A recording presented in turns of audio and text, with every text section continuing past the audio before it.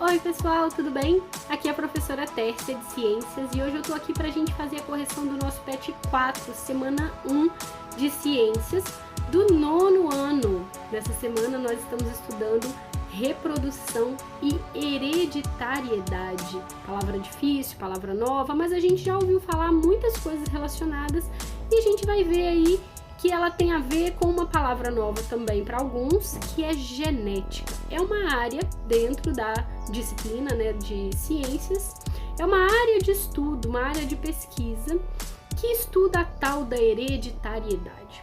Vamos começar sobre reprodução, a gente vai entender um pouquinho, relembrar alguns conceitos e aí a gente vai falar sobre essa herança de características que compõe o corpo dos seres vivos, as características, o comportamento dos seres vivos. Mas vamos falar um pouquinho de reprodução primeiro, recordando os dois tipos de reprodução que a gente já estudou. A reprodução assexuada, ou seja, aquela que não tem sexo, que é muito exemplificada nos livros como sendo a reprodução das bactérias. É uma forma de se reproduzir onde todos os filhos vão ser cópias da bactéria mãe. As células filhas são cópias ou clones das células mãe, ou seja, elas têm o mesmíssimo DNA, são cópias idênticas. Para acontecer esse tipo de reprodução, as células fazem a divisão celular chamada de mitose. Já vimos sobre isso no PET 3.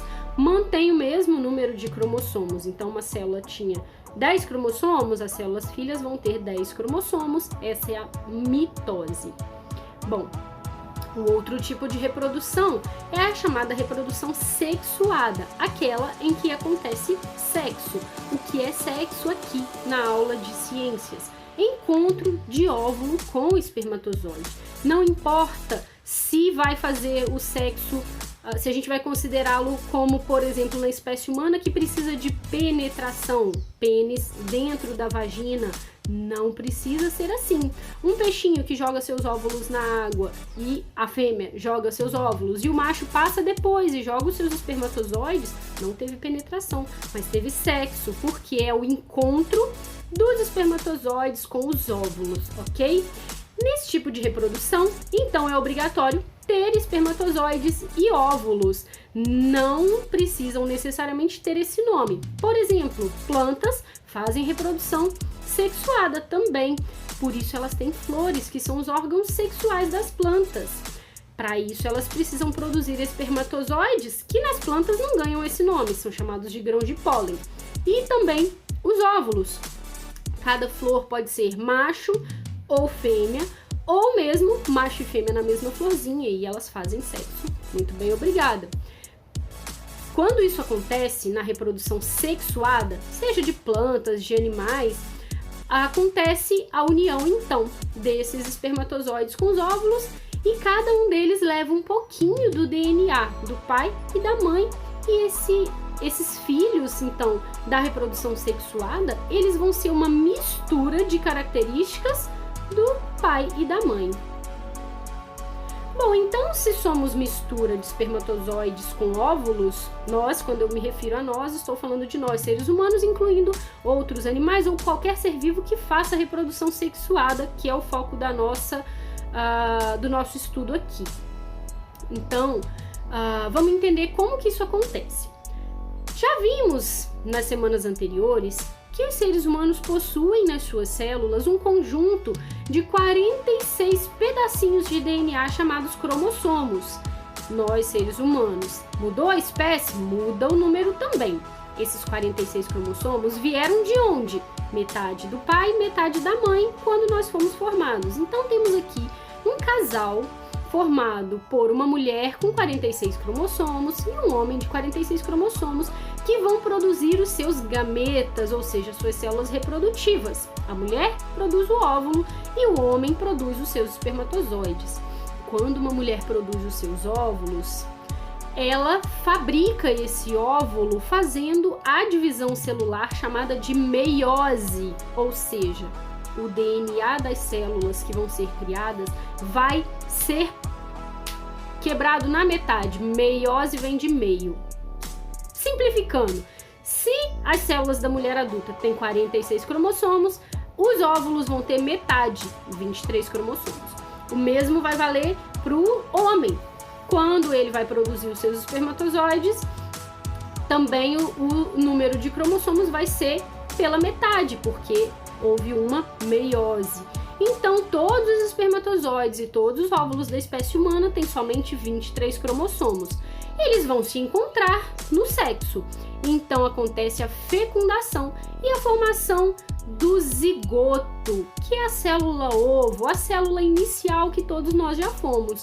Ora, se o óvulo trazia 23 cromossomos e o espermatozoide também, quando se junta, o zigoto tem então 46 cromossomos.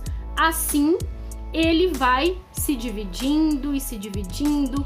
A partir desse momento, as divisões vão mantendo aquele número cromossômico de 46. Por quê? Porque a gente precisa fabricar um ser humaninho completo. Para isso é necessário 46 cromossomos. E a divisão celular que permite essa manutenção do número de cromossomos é a mitose.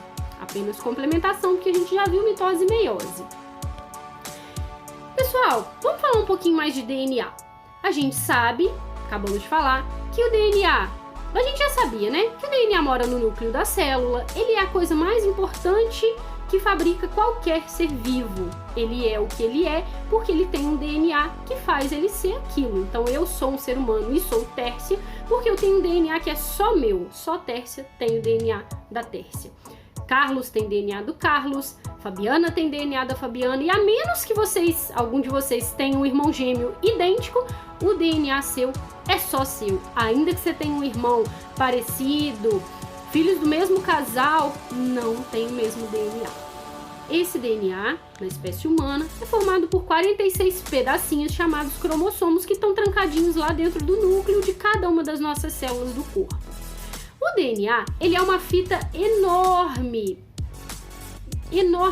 que está toda emboladinha ali nos cromossomos. Essas fitas, elas são, tem como se fossem endereços. Cada pedacinho da fita, vou usar aqui minha régua de exemplo, imagine que esse aqui é o pedaço de DNA, um pedaço de um cromossomo.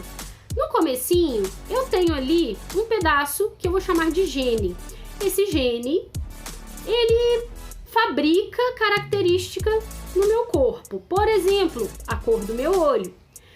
Depois do lado dele tem um gene que vai fabricar, por exemplo, o tipo de cabelo liso ou cacheado. Em seguida, tem um gene que vai dizer se eu vou ter ou não diabetes. Depois tem um outro gene que fala, por exemplo, se eu tenho habilidade, um ouvido bom para música. Todo mundo sabe que em famílias de músicos a chance de ter gente que é boa de música é maior, então tá no DNA também. O comportamento, enfim, cada pedacinho do cromossomo tem uma característica ou característica física, tipo de cabelo, cor do olho, formato da boca, cor da pele, altura, mais gordinho, mais magrinho. Todas as características do nosso corpo e do nosso comportamento estão no nosso DNA. Cada pedacinho é um gene que vai produzir uma proteína que vai fabricar aquela característica. Então, o que estuda a hereditariedade ou o que estuda a genética?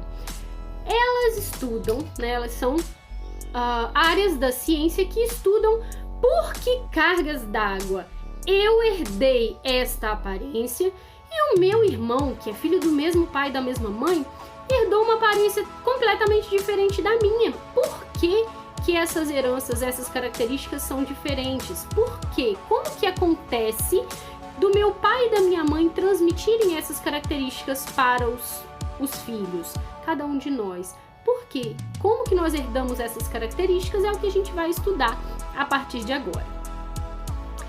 Vou usar como exemplo, e é um exemplo extremamente simplificado, viu, pessoal? Vou aqui na nossa historinha, vou contar sobre a herança da cor dos olhos. A gente sabe que existe olho azul, olho verde, olho castanho, olho preto, olho cor de mel, e mesmo assim tem vários tipos de olho azul, vários tipos de olho castanho e por aí vai. Ok? Mas no nosso exemplo vai ser super simplificado para a gente poder compreender. No nosso mundo imaginário, só existem duas cores de olhos possíveis: olhos azuis ou olhos castanhos. Então, Dois tipos de aparência as pessoas podem ter. Então, para a gente não ter que ficar escrevendo tudo isso, nós criamos códigos para poder estudar a herança dessas características. Vamos fingir aqui que a cor do olho é um gene, lembra do pedacinho aqui? É um pedacinho que vou herdar uma cópia do meu pai e uma cópia da minha mãe. Mas naquele pedacinho eu vou inventar uma letra para poder simplificar a nossa vida. Vou chamar de A. Ele é o gene A da cor dos olhos. A letra A ou gene A pode ser escrito de duas formas diferentes. Azão, A maiúsculo, que aqui no nosso código significa, se aparecer azão, é olho castanho, tá? É um acordo entre nós aqui. Azão significa olho castanho. E se aparecer azinho, significa olho azul. Então, as pessoas herdam duas cópias. Concorda comigo que as pessoas podem herdar azão, azão, ou azão, azinho, né, um do pai e um da mãe, ou azinho do pai, azinho da mãe. Essas são as possibilidades. Ou as pessoas podem ser azão, azão, ou azão, azinho, ou azinho, azinho. Por favor, a gente sempre tem que falar azão, azinho, porque se a gente falar só a gente não sabe se é maiúsculo ou minúsculo, e isso faz toda a diferença pra gente. Então, esse é o nosso combinado. A característica que a gente observa, né, no corpo, nós chamamos de fenótipo. É a aparência. Porém, o genezinho, as letrinhas que a gente utiliza, nós chamamos de genótipo, que tem a ver com o gene, ok? Então, se eu disser para você assim, uma pessoa pode ser azão, azão, eu estou falando do genótipo. Se a pessoa é azão, azão, ela tem o olho castanho, porque esse foi o nosso combinado. Isso, então, é o fenótipo. Vamos analisar aqui alguns casos. O que determina se uma pessoa vai ser mais parecida com o pai ou com a mãe? Aqueles genótipos ou aqueles genes que foram herdados do pai e da mãe através do óvulo ou do espermatozoide. Como assim? Ó, vamos pensar aqui, analisando a tabela. Os genótipos dos adultos podem ser azão, azão, ou seja, ele tem dois alelos. Alelo é palavra nova. Cada cópia do gene, por exemplo, o gene da cor do olho pode ter alelo azão ou alelo azinho. Mas tudo bem se vocês chamarem de gene azão e gene azinho, não me importa. Azão, azão, duas cópias. A é letra maiúscula, ó, é forte, é grande. Então, a gente chama a letra maiúscula de dominante. Quem é o dominante? O azão. Aquele que não é dominante é o azinho, que a gente chama de recessivo. Então, nós podemos ser azão, azão, duplamente dominante. E aí, se isso acontecer, a gente já pode imaginar qual vai ser a cor dos olhos dessa pessoa, qual vai ser o fenótipo dessa pessoa, se ela for azão, azão. Ela tem duas cópias de castanho, então ela é castanho, olhos castanhos. A pessoa também pode ser azão, azinho. Herdou um azão do pai e um azinho da mãe. Ou o contrário, um azinho do pai e um azão da mãe. A gente sempre põe a letra maiúscula na frente, tá? Não importa de se ela veio do pai ou da mãe. Então, ela é azão, azinho. E aí a gente vai raciocinar o seguinte. Eu não disse que azão é forte e dominante? Se a pessoa herdou um azão que é castanho e um azinho que é azul, qual vai ser a cor do olho dessa pessoa? Um de cada cor? Não, senão a gente ia encontrar pessoas de olhos de cor diferente com muita frequência, e isso é raro, é uma exceção, não vou falar disso. Quando isso acontece de herdar um azão e um azinho, vai aparecer no fenótipo, na aparência da pessoa, aquela letra que for a dominante, a forte. Então, uma pessoa azão, azinho, tem olhos castanhos. Olhando por fora não dá para saber se tem olho castanho, se ela é azão, azão ou se ela é azão, azinho. Não tem como olhar para uma pessoa e saber disso. Agora, a pessoa também pode herdar azinho da mãe e azinho do pai, e eles se juntam e fabricam um ser humano azinho, azinho. Nesse caso, ela herdou 2 alelos recessivos, fraquinhos, então eles... Só que não tem nenhum castanho para poder atrapalhar. Então, o que acontece com os 2 azinhos? Eles aparecem como olhos azuis. Aquela pessoa que era azão-azinho, ela tinha uma cópia do olho azul, só que ela não conseguiu aparecer, porque o azão foi lá e falou, eu é que mando aqui, ok? Essas 3 características são os genótipos. Mas, vamos analisar então qual é o fenótipo de cada um deles. No primeiro caso, azão-azão, só tem azão, e a gente já sabe que azão é castanho, ou seja, qual é a cor dos olhos, qual é o fenótipo? Olhos castanhos. Segundo caso, azão-azinho. Apareceu um azão, aquele azinho não consegue trabalhar, ele fica ali adormecido e quem trabalha é o azão, então a pessoa tem olhos castanhos. Terceiro caso, azinho-azinho, só tem azinho, olhos azuis, eles aparecem.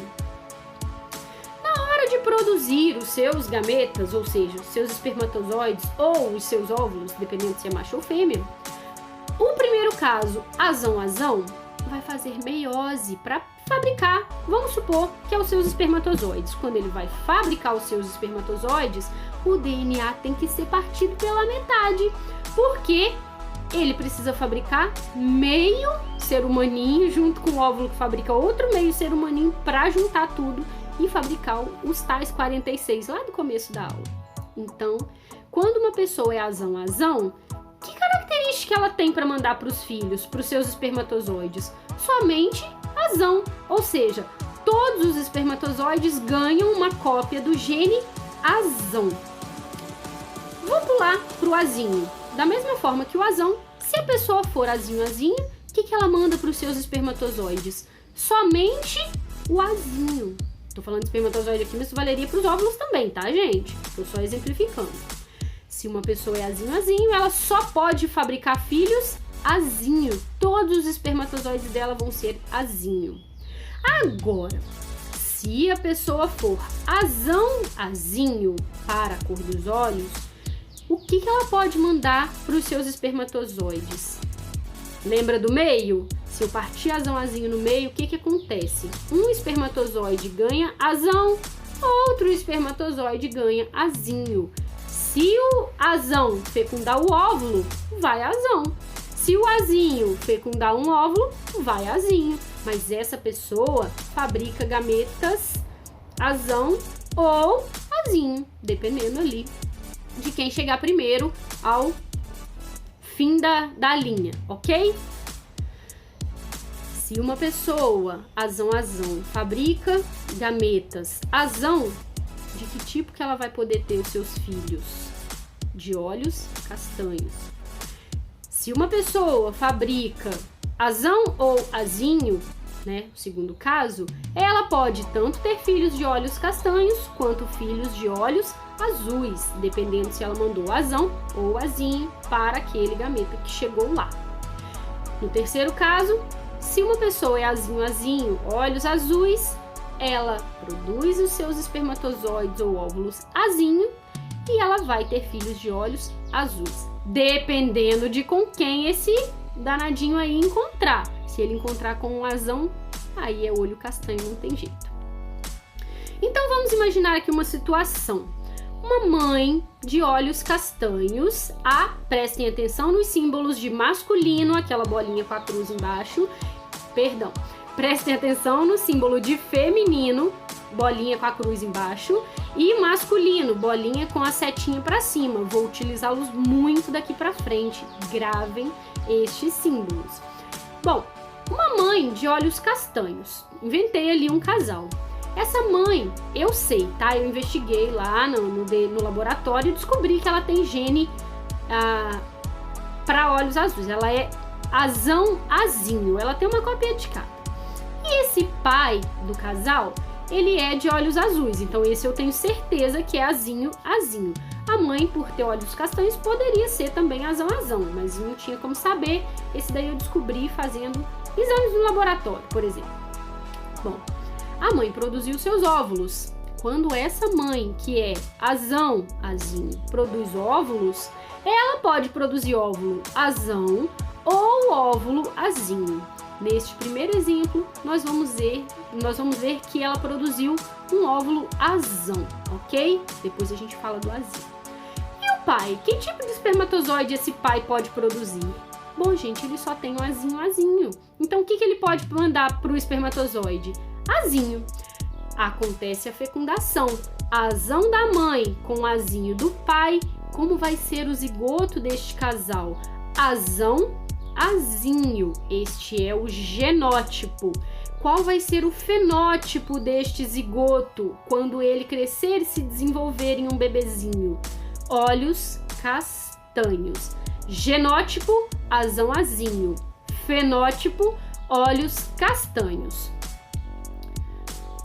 Mais uma possibilidade para esse casal. A mãe continua azão, azinho, porque afinal de contas ela tem aquele DNA e não muda. E o pai, azinho, azinho. Então, esta mãe, que no exemplo anterior produziu um óvulo azão, agora produziu um óvulo azinho. Lembra que eu falei que podia ser um ou outro? Aquele óvulo azinho se encontra com um espermatozoide azinho do pai, porque o pai só pode produzir azinho, lembra?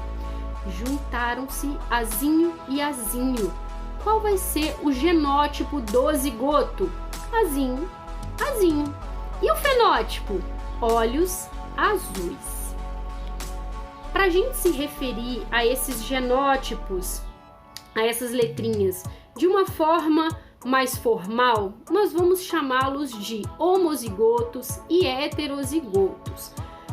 Tem uma caixinha na segunda página de texto da apostila falando sobre isso, mostrando uma caixinha, classificando como azão, homozigoto, azinho, homozigoto e azão, heterozigoto. Vou dar um macetinho para a gente decorar isso, para a gente assimilar que informação é essa e conseguir lidar com essas palavras quando elas aparecerem. Vamos pensar que a gente já conhece o prefixo, o comecinho da palavra homo e hétero. A gente conhece esses prefixos. Quando um casal é formado por duas pessoas do mesmo sexo, sejam eles dois homens ou duas mulheres, como que a gente chama esse casal? Casal homossexual. Então, homo significa dois iguais. E heterossexual é um casal formado por duas pessoas de sexos diferentes. Casal heterossexual. Da mesma forma, nós vamos comparar agora as nossas letrinhas. Se eu tenho duas letrinhas iguais, chamarei-as de homozigoto. Então, se eu falar que uma pessoa é homozigota, ela tem duas letrinhas iguais para aquele gene. Não importa se é maiúscula ou minúscula. Mas se ela é azão, azinho, duas letrinhas diferentes, ai, se letra A é tudo igual. Não, aqui para nós, maiúscula é uma coisa, minúscula é outra. Azão, azinho, essa pessoa então é heterozigota, ok? E ainda para diferenciar os azão e azão, azinho, a gente chama o azão de homozigoto dominante. E o azinho, homozigoto recessivo, que é o fraquinho. Tudo bem? Tranquilo até aqui? A gente pode passar então para a correção dos nossos exercícios. A atividade número 1 é muito parecida com a figura que tem no começo do texto da nossa semana e que eu expliquei aqui também, falando sobre a reprodução e algumas características das etapas, né, do ser vivo que está ali naquela reprodução. No exemplo, são seres humanos. Perguntou o seguinte: qual é o número? Tá vendo que a figura tem vários numerozinhos que vão de 1 a 5. Qual desses números representa os elementos relacionados à transmissão de características dos pais para o filho? Quais números, gente? Qual ou quais, né? Na verdade, vamos analisar.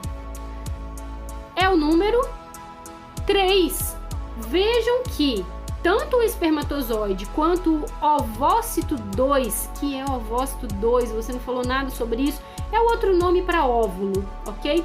Eu prefiro chamar de óvulo, que é mais simples, mas depois vocês vão aprender por que está chamando de ovócito 2. O 3 está tanto no espermatozoide quanto no óvulo, então são eles os responsáveis por transmitir as características dos pais para os filhos, são eles que levam o DNA, então a resposta é 3.